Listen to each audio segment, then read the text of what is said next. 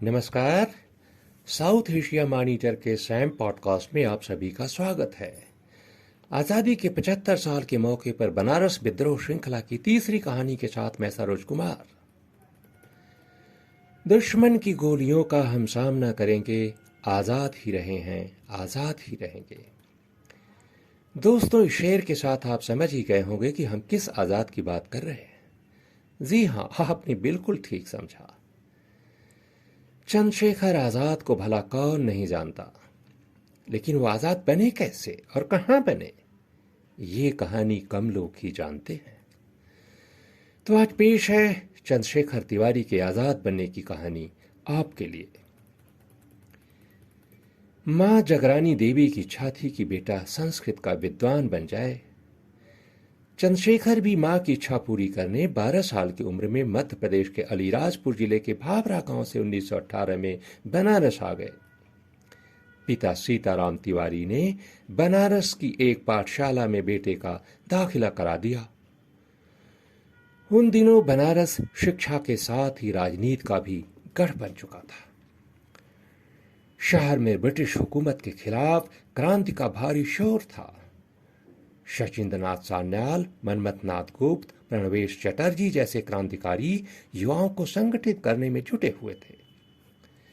ऐसे माहौल में चंद्रशेखर के लिए पूरा बनारस एक पाठशाला बन गया, क्रांति की पाठशाला।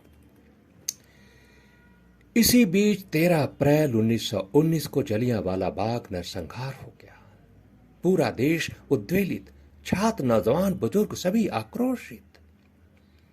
हर किसी को विदेशी शब्द से जैसे नफरत हो गई। चंद्रशेखर इससे अलग नहीं थे। महात्मा गांधी ने 1 अगस्त 1920 को ब्रिटिश हुकूमत के खिलाफ असहयोग आंदोलन का ऐलान कर दिया। भला बनारस असहयोग में सहयोग कैसे न करता। शहर में विदेशी सामानों की होली जलने लगी।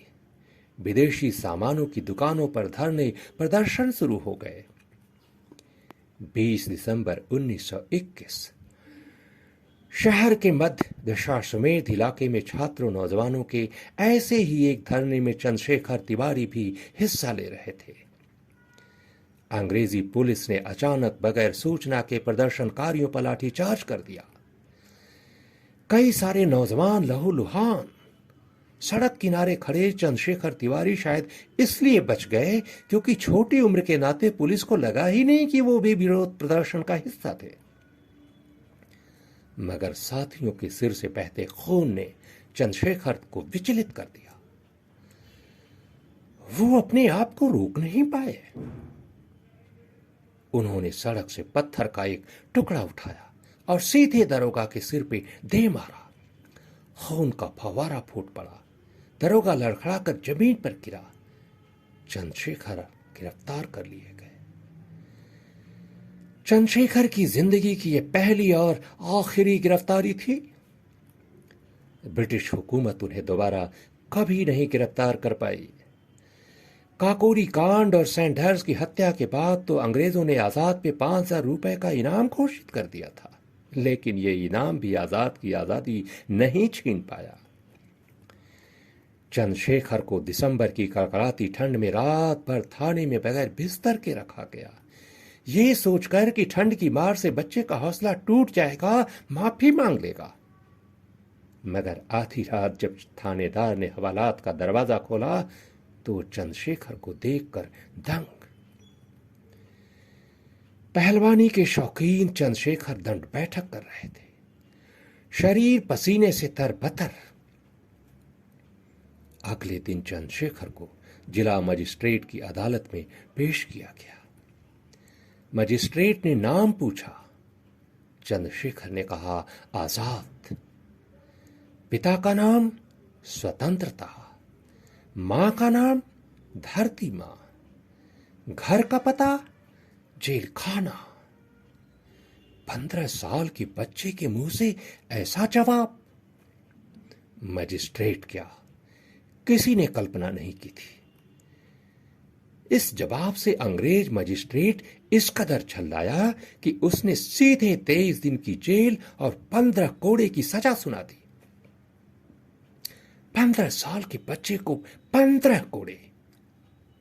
मगर उसे क्या पता चंद्रशेखर किस मिट्टी के बने थे। ऐसा कोई कोड़ा नहीं, कोई जेल नहीं जो चंद्रशेखर तिवारी के हौसले को तोड़ दे। शिवपुर सेंट्रल जेल में पीठ पर पड़े हर कोड़े के साथ चंद्रशेखर ने भारत मां की जय और वंदे मातरम के नारे लगाए थे। चंद्रशेखर तिवारी की बहादुरी की चर्चा पूरे बनारस में सुगंध की तरह फैल गई। बच्चे से बूढ़े तक हर कोई चंद्रशेखर का दीवाना। और जिस दिन जेल से छूटे, पूरा बनारस स्वागत के लिए जेल के दरवाजे पर। कोड़े के जख्म पीठ पर अभी भी ताजा थे, मगर माथे पर जीत की चमक, होठों पर हौसले की मुस्कान तैर रही थी। बनारस ने अपने कन्हैया को कंधे पे उठा लिया। पूरे शहर में जुलूस निकाला गया। वैद्य गौरी शंकर शास्त्री ने घर में चंद्रशेखर का इलाज किया। जख्म तो धीरे धीरे भर गए, मगर देश की आजादी का जज्बा दिल में और गहरा हो गया।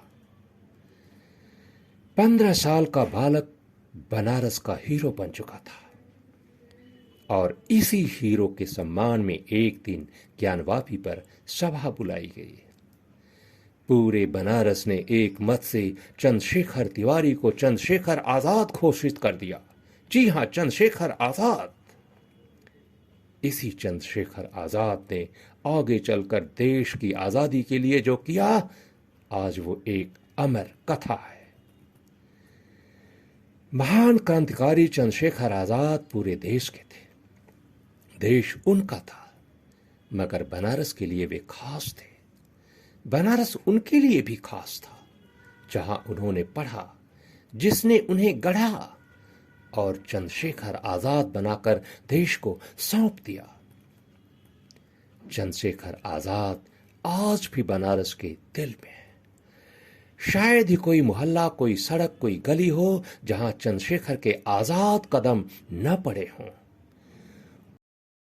उनकी स्मृतियां न मौजूद हों। बनारस में उनका नाम मूर्ति, सड़क, चौराहा और अखाड़ा तक ही सीमित नहीं है। पूरा बनारस ही जैसे चंद्रशेखर आजाद का एक जीवंत स्मारक है, और चंद्रशेखर बनारस के एक आजाद प्रतीक। ऐसे आजाद प्रतीक को हमारा नमन। तो दोस्तों, अमर शहीद चंद्रशेखर आजाद की ये कहानी कैसी लगी, हमें जरूर लिखें, सुझाव भी दें, इंतजार रहेगा।